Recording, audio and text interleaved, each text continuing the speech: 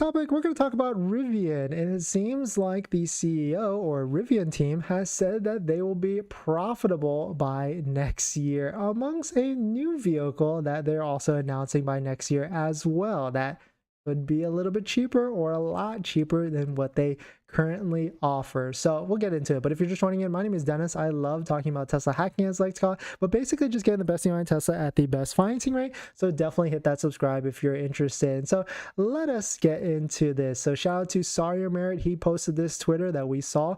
Quote, Rivian says it will become profitable in 2024. So basically next year, and it will launch a cheaper 40K R2 model a year later, so 2025. So really, it seems like a lot of different competitors out there are going to be releasing more electric vehicles in the next few years. Quote, Rivian aims to manufacture 85,000 R1 cars next year, 200,000 R2 vehicles during 2026, and 400 units after that. So shout out to Inside EVs for posting this article. And so I would certainly love to see, actually, I'd really just love to see cheaper R1Ts and R1Ss. I think at this point, now that the hype and price decreases have come down for Tesla and many potentially other vehicles out there, there's no longer markups at dealerships and no longer waiting lists for certain models.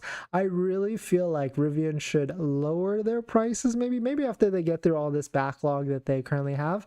But an 80 to 90 to 100,000 truck is just a little bit up there in my opinion. Now that Tesla is lowering the price of the Model X and also the Model Y, I could easily see Rivian starting to lower the prices, because there's probably a good amount of people just like me that have Rivian orders but are not pulling the trigger, because when we go to build it, it's a $90,000 to $100,000 truck at the end of the day. I wanted to see it get back to like the 68, because I think at one point it did start at like $68,000 to $70,000, but this will be good. I mean, love to see Rivian come out with a Model Y competitor basically in the $40,000 price range, and I like the brand or the feel of a Rivian.